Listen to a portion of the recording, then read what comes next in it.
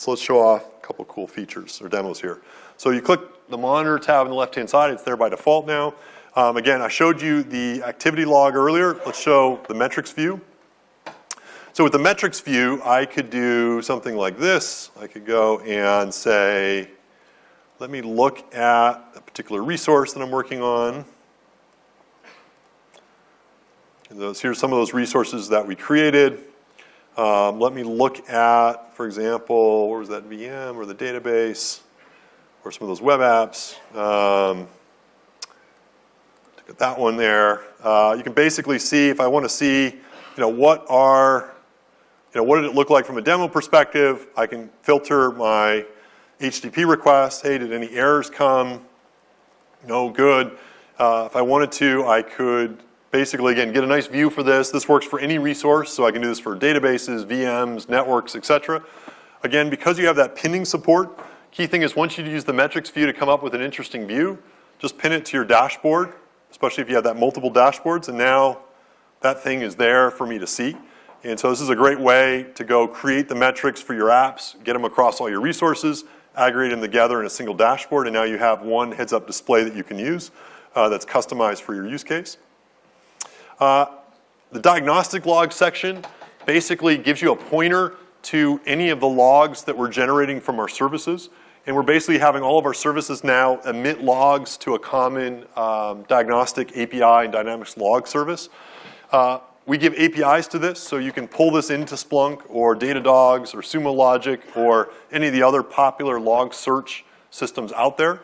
And one of the things that we've been hard at work at has been really improving the latency of when the data shows up in the logs. We used to have 15 or 20 minutes latency sometimes for services. I think as a build, we're now down to about a minute granularity for services, which is, I think, the best in class for all the cloud providers. I think AWS is still about 5 minutes granularity. And that means that basically the data is there quickly, which means you can diagnose things. It also means you can write alerts and actually do things like auto-scale rules with much more accuracy, much faster. And then what you can do optionally is, again, you can take these logs and pull it into a third-party log search tool or build your own Elasticsearch or a Kibana Logstash or some type of environment. Or you can use our built-in log search functionality, which we now build into the product itself. And so as an example here, if I want to write an arbitrary script or search, I can just do star. It's going to pull back all the records. One thing you'll notice is that just pulled back 2 million log entries, pretty much in near real time.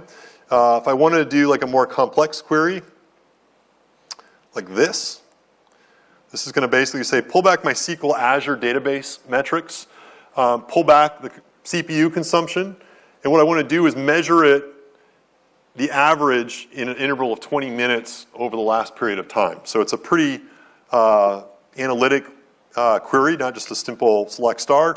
I can run it over these 2 million records, 648 results when there's time series together. And you can now see all my databases and what the average CPU time is across the pools that they're being managed in. So a pretty easy way that I can visualize it. If I want to sequence into a particular time period, I can, and I just double-clicked into that time series. And then if I use the table view, I can also now see a columnar view back of those log search results. And the cool thing is when you have millions of results, being able to do it this quickly ends up being super, super useful. And traditionally in most environments on premises, this would be pretty hard to do.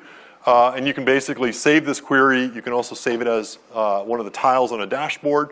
So again, helps it quite a bit in terms of enabling you to diagnose what's going on and be able to immediately seek into it and be able to kind of help diagnose things in a much easier way.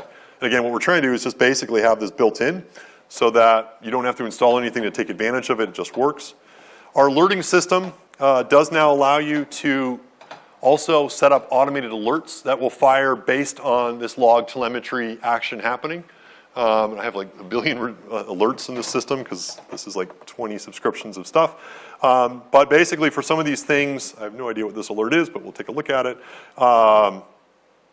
This thing, you can be sort of arbitrary complex in terms of logic. So this is basically, looks like set up on a log resource. It's not a very interesting alert. Hold on, let's build a new one.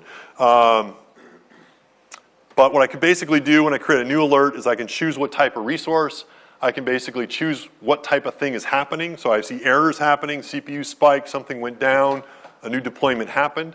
And then you'll notice built in here now, we have the ability to fire off an alert to a variety of different mechanisms. And so one of them is SMS, so we can now send you an automatic SMS alert. One is email, and then the other one is webhook.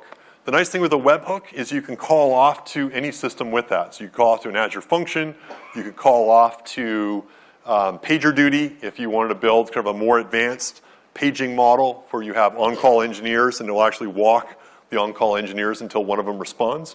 So if it's in the middle of the night, you don't wake up everyone. You can call off to any other third-party system as part of that, and that's now built in. And because our log granularity is now very fast, these end up being much more accurate as part of it. And again, is something you can now take advantage of and didn't exist a while ago.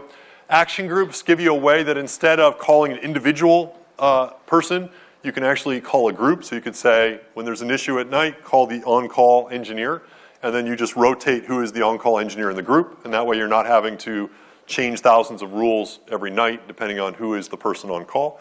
Auto-scale is another one that we've built in so that you can now auto-scale based on alerts instead of manually, and we have one unified way for doing going to one unified way to do auto-scale across all our services.